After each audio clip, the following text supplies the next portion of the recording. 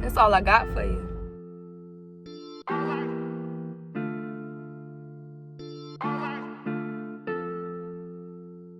Damn, Tip, you be cooking.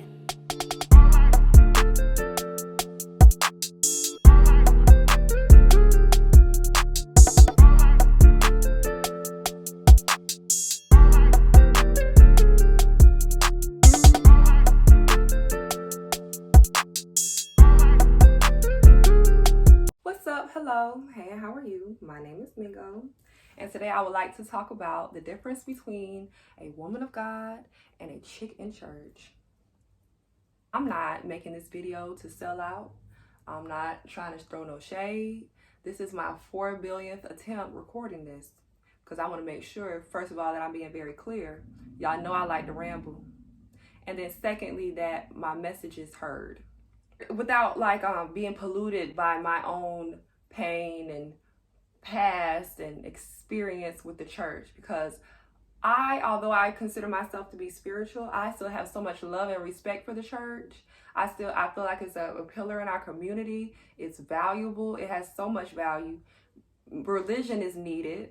Jesus is needed. So I would like to help, because I know we all saw in my generation, it's kind of like there was like a mass exodus. Nothing like I've seen before. If it happened in prior generations, I missed it. Maybe because that wasn't my business. But my generation, I'm not going to say it's an overwhelming majority, but a lot of us have transitioned to spirituality, if not just out the church. Even if we still believe in God and Jesus, we just don't go to church. And it's like there's a reason for that. We were watching y'all as children, and I don't want an entire new generation to be lost as well. Because when you leave the church and you try to find God on your own without that structure, that's scary.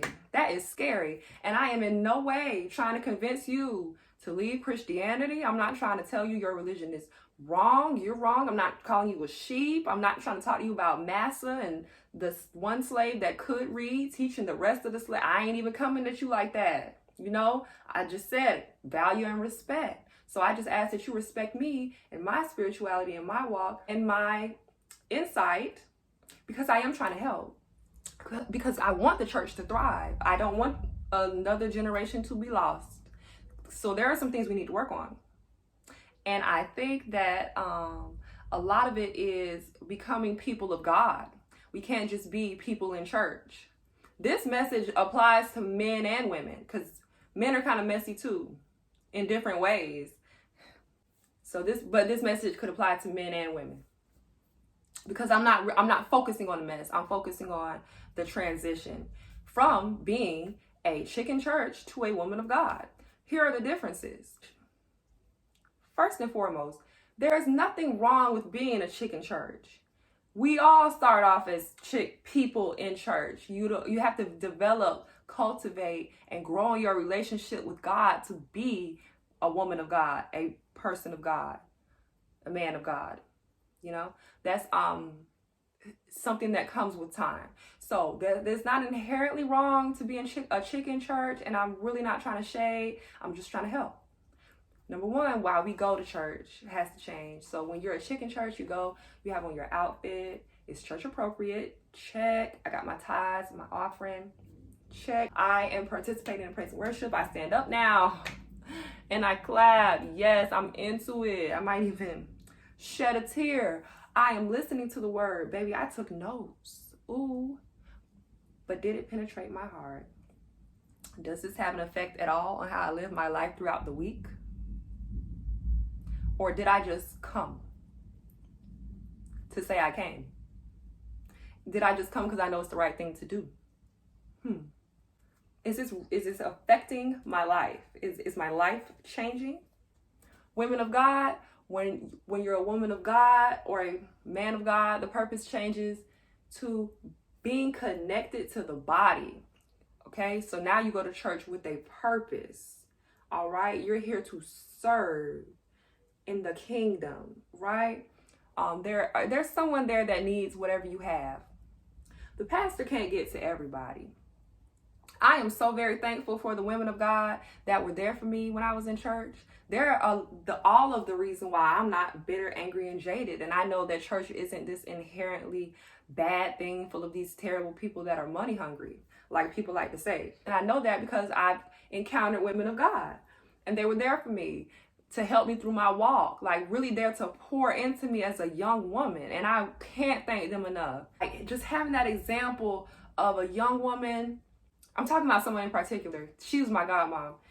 She was young, beautiful. And then to get to know her and find out she's a good person, it was like mind blowing. Like, I don't even see people like you. That's amazing.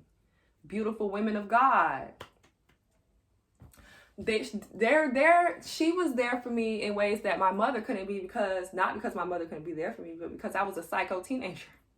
So sometimes as a young woman, as a young person, you're there for the generation that's coming up after you, to lead and guide them in their walk, to be an example for them of how it can look to serve God in style. You know, people like to look good.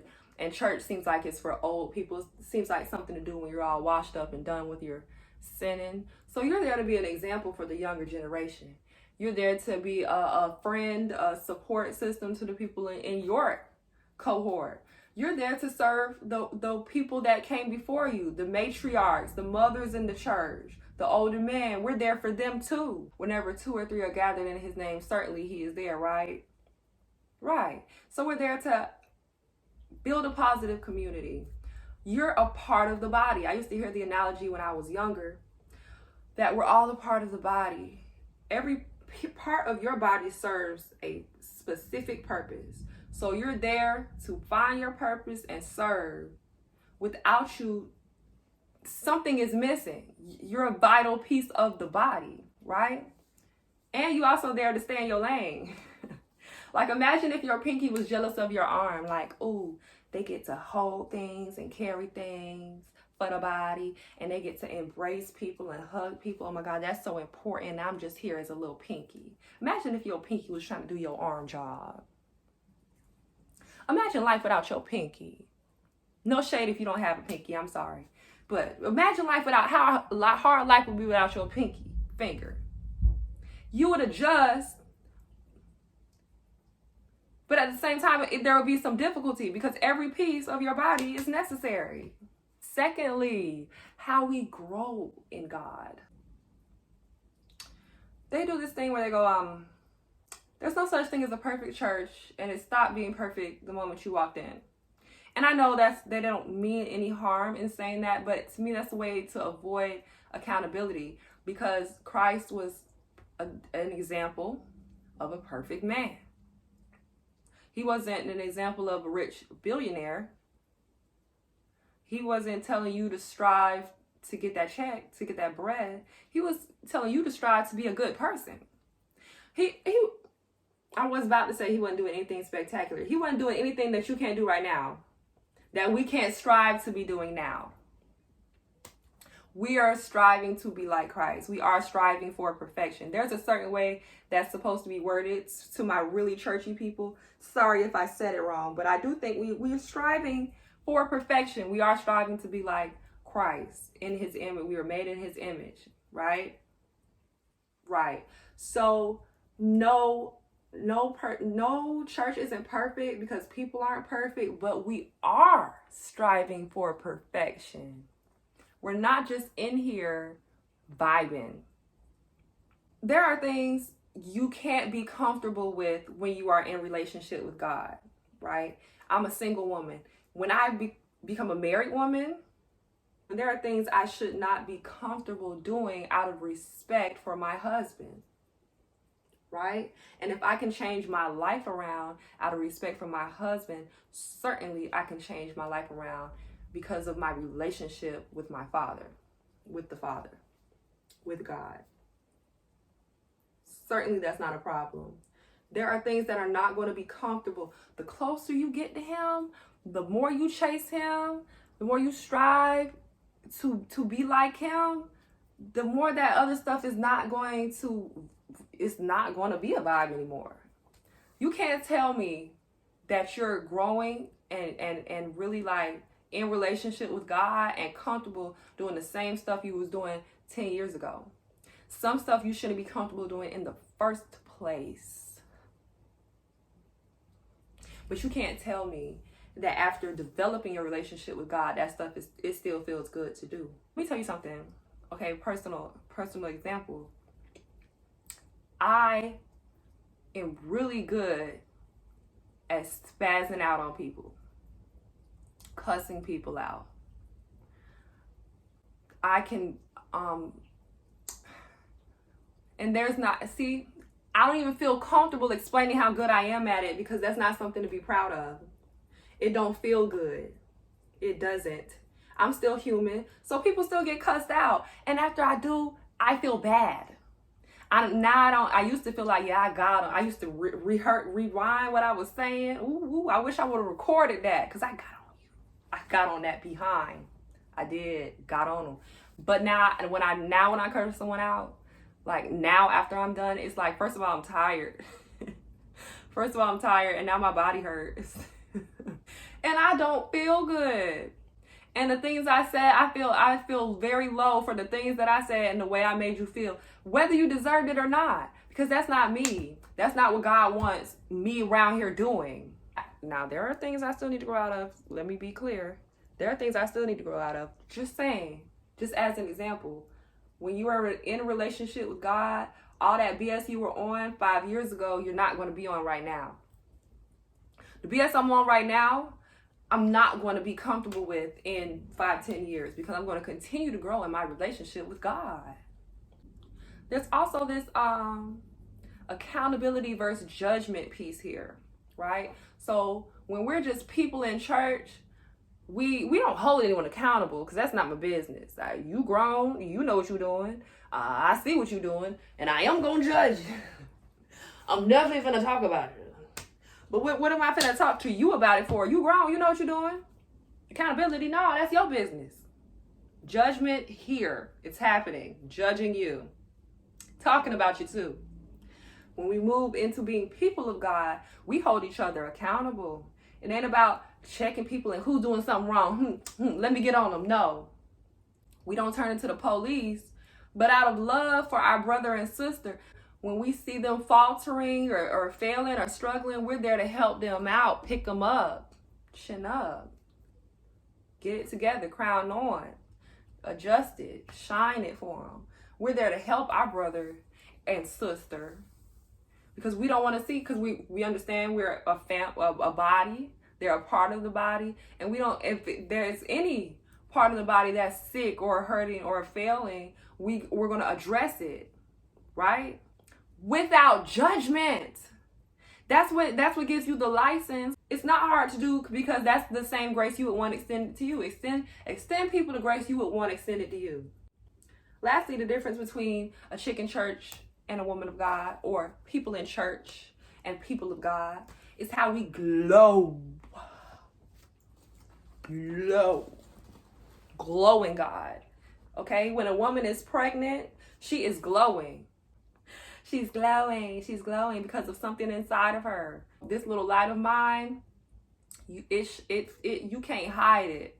There's a glow to you when you are in relationship with God. When you are a woman of God, when you develop that relationship, that's the gift. That's the gift that He gives you. His glow. It's all on you. God gives you power, and He doesn't give you power so you can say, look at this powerful person that I am. He gives you power because He trusts you to do His work. God can do it all, but He does it through us, right?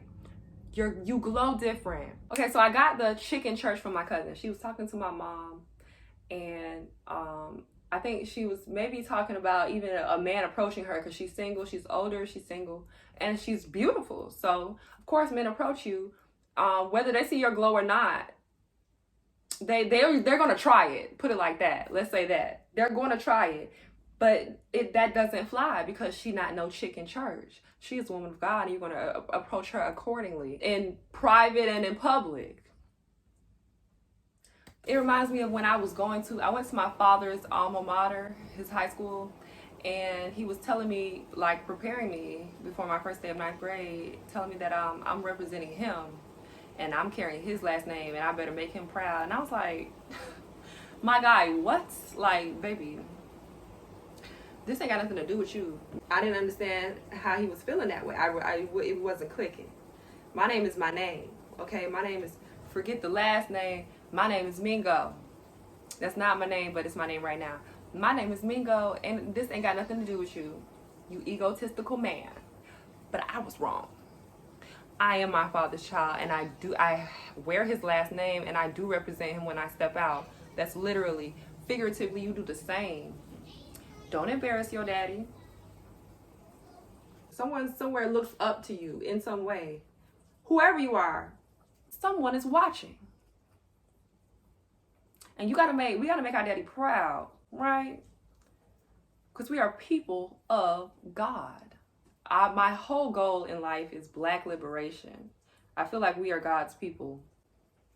God, we're all God's children, but you know, Black people are God's kids. You can wake up and come together. That's why I don't feel like there's a point in driving such a wedge between spiritual and Christian. As long as you talking to God, none of us can do anything without him. The church being such a pillar in the community, we got to get it right. Y'all got to get it right, because we can't keep losing souls. And you have to take accountability for how you treat his people. And when you're just out here doing anything and acting like, oh, well, I'm human, who cares? Or, oh, well, God knows my heart. He does. He does. And he sees you. And their blood is on your hands. When you're just talking to people any kind of way, hurting people intentionally because they shouldn't be that soft, or you don't care, or that's your mouth, and God know how you is, and you just can't get a hold of your reckless mouth, or whatever you said was true, so you ain't gonna take it back because you just tell the truth, and they blood on your hands, baby. You're accountable for what you're doing to his people. Stop playing with him. He is not one of them. We can do better. We can do better. And we can be responsible and accountable for our actions, especially while we're in the church house. I hope that made sense. I think it did. Thank you for listening.